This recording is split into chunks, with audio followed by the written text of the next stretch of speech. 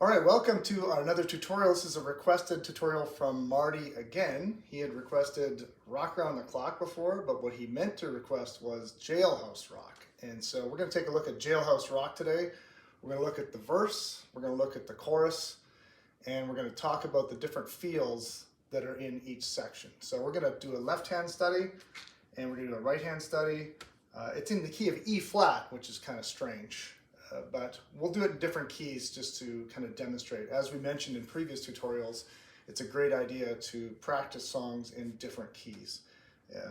To really master something, it's great to play it in all 12 keys, and that sounds kind of daunting, but we've got time, so take some time and work on it in different keys. If someone says to you, can you play Jailhouse Rock in the keys? So you're like, yeah, no problem, I got it. So Jailhouse Rock is in the key of E flat on the record, and what's happening is it's a chromatic walk up from the 7 to the tonic. So the 7 is D and then to E flat, and so the rhythm in the verses is like a triplet kind of swing rhythm. So it's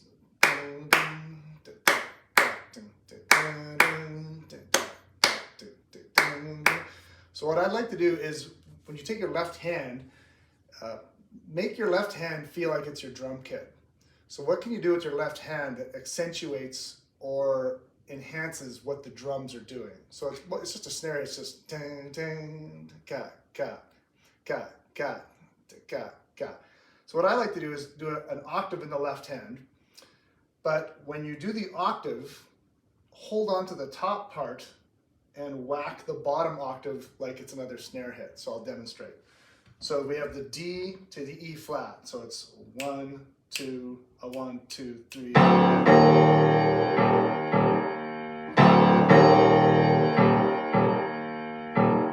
So you hold down the top octave and you just accentuate the snare. So it's 1, 2, a 1, 2, 3.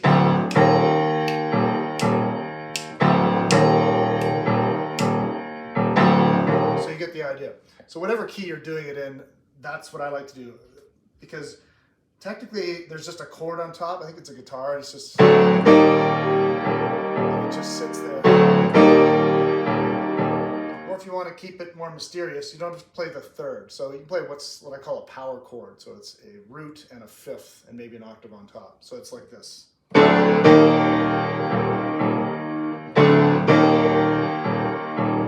Another thing you can do to build some tension is you could invert the chord each time it goes up. So I'll demonstrate that. So we have our left hands, 1, 2, a 1, 2, 3.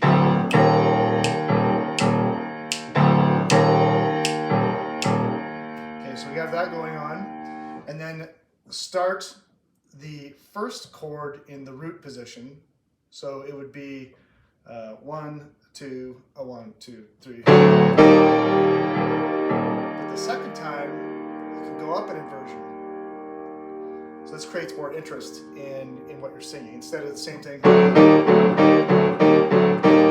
Sounds a bit like the Jaws theme. Anyway, so I get easily distracted. So back to the D to the E flat. So 1, 2, a 1, 2, 3. This time, we're going to go up an inversion. So we're going to go to the next inversion of the D, which is here. And then we'll do it again, going up an inversion in the right hand. And then one more, you're going to land on the upper octave on the top. So, like that. So we'll do it again. We're going to go slow. So 1, 2, a 1, 2, 3.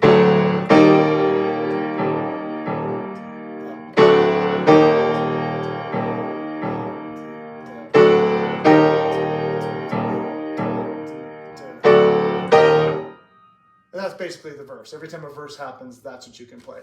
So keeping it the same every time, it sounds like this. 1, 2, 3.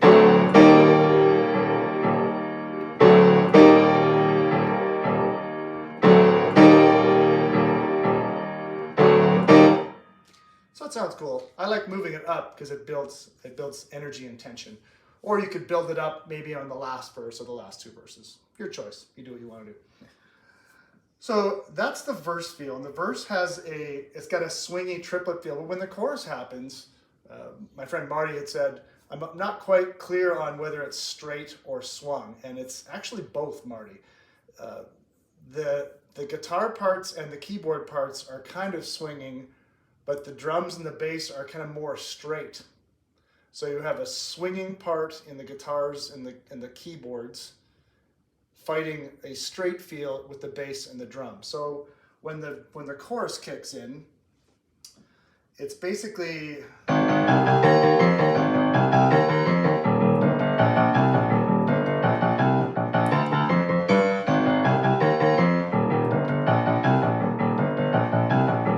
so there's kind of a gray area here between a swing feel and a straight feel. You can play with the triplets and you can massage them a little bit. You can swing harder than you normally would, or you can not swing at all.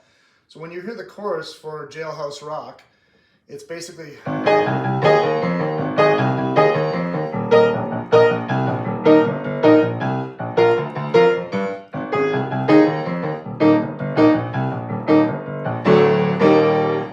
so the left hand bass is doing a straight feel, and you can kind of hear the piano is doing like a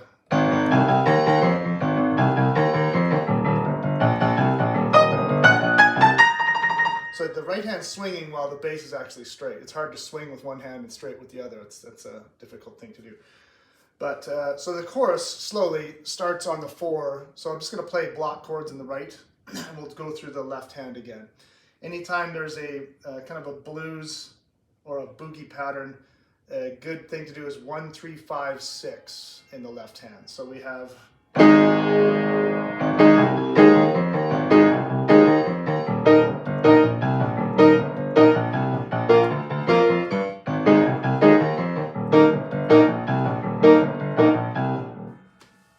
now you can do 1, 3, 5, 6 on all the chords and just stick to that.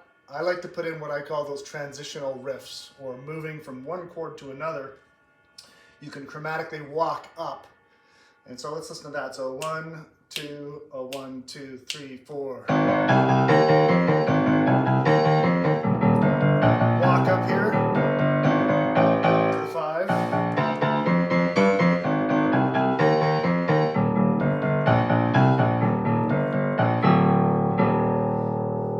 And you can walk up as much as you like, or you can walk up once in a while. If you were to walk up all the time, it'd be like 1, 2, 3, 4. A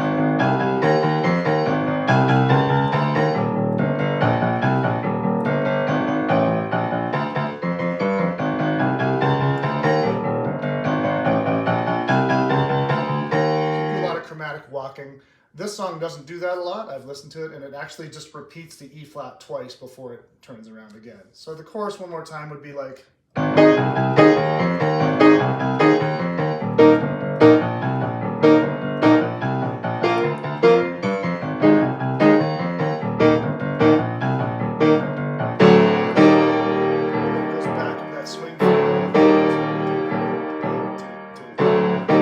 The whole thing from the beginning. I'll play it slow and then we'll do it fast.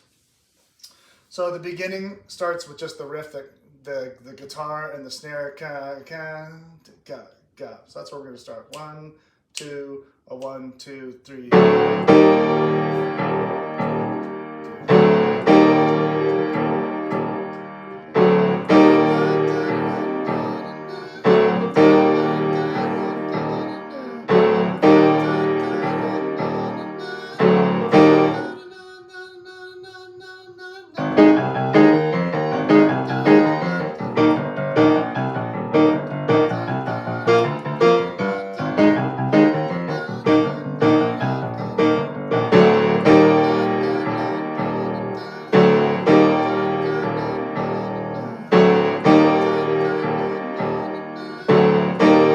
Basically the whole song. It just repeats over and over again, and there's a solo section that goes over the 4, 1, 5, 1, just a flip turnaround. So play that again. I'm going to do the chord building, moving up each inversion again. So 1, 2, 1, 2, 3.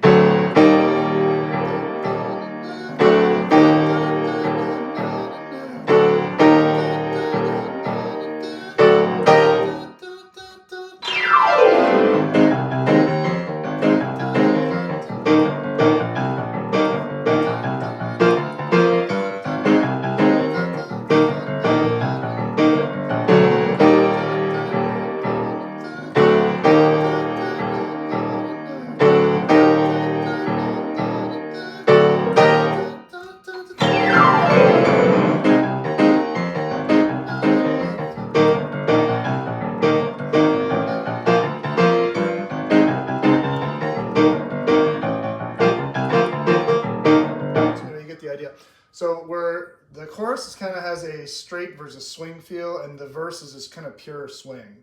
So when you listen to the music, pay attention to the guitars and the piano and how they're kind of bouncing around with triplets. And the drums and the bass are kind of more straight ahead. So I just want, before we wrap this up, play this in different keys. So let's say we were doing this in the key of A. It would sound like this: 1, 2, 3. 4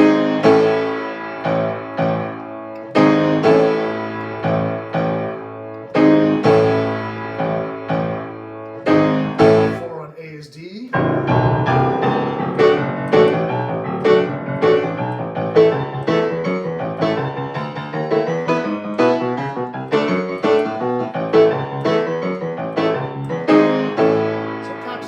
Keys. In F it would be like, it's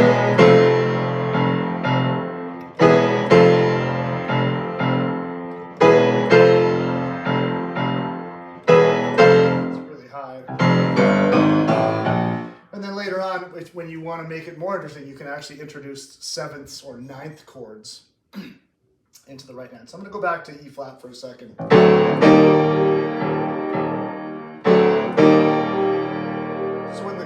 Kicks in, rather than just basic power chords or triads or sevenths or ninths, you could actually and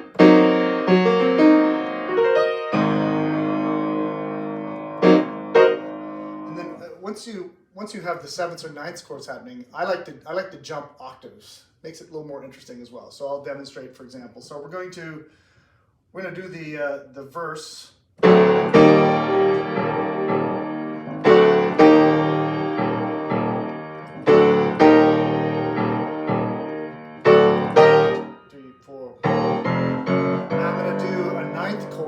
In the chorus. Get that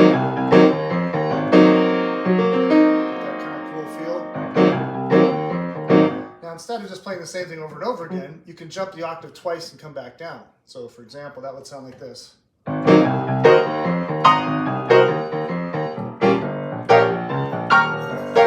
So I'll do that again. So jumping the ninth chords.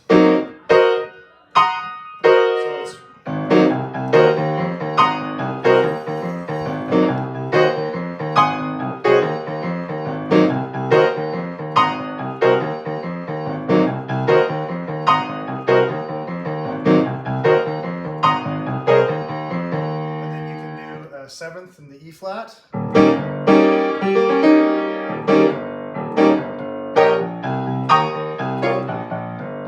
Or you could do a ninth if you wanted to. It's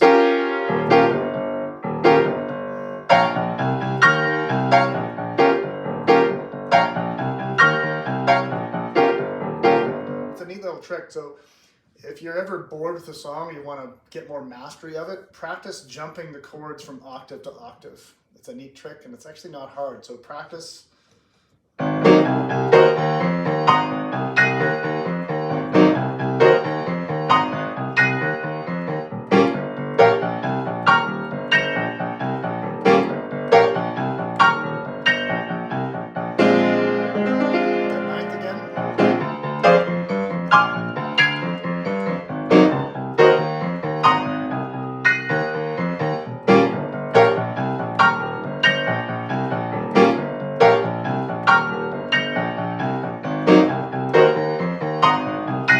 Slower here.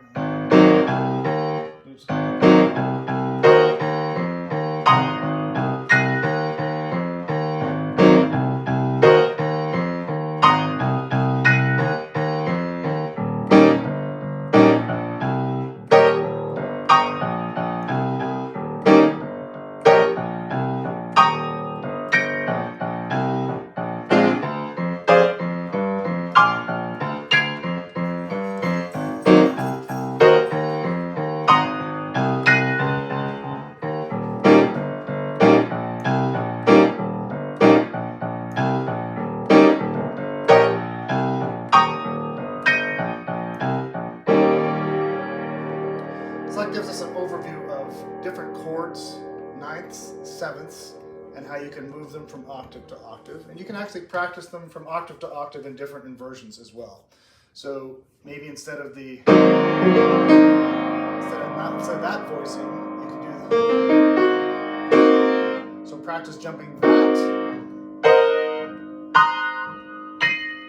It's the same keys an octave higher, so get your mind in a way where it's easy for you to go same keys but an octave higher.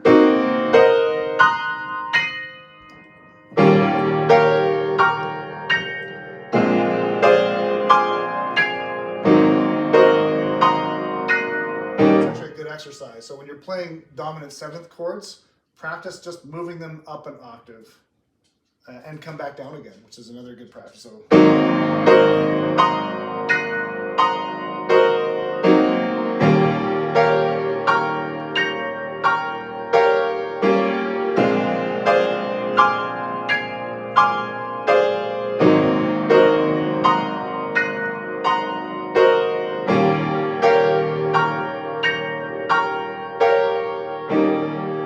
that's the tutorial on Jailhouse Rock by Elvis. The recorded key is E flat, practicing other keys. Practice those techniques. You got your left hand straight, you've got the lower octave. So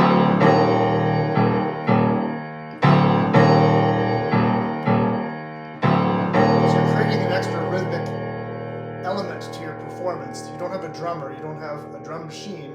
You can treat your left hand like it's already your drum machine. So I'm going to sign off, but I hope you enjoyed that tutorial, Marty. And for the rest of you, if you have any other requests as to what you'd like to take a look at, how I play what I play, why I'm playing what I'm playing, and when I'm playing it, be sure to like, subscribe, and share. I look forward to seeing you folks again. Thanks.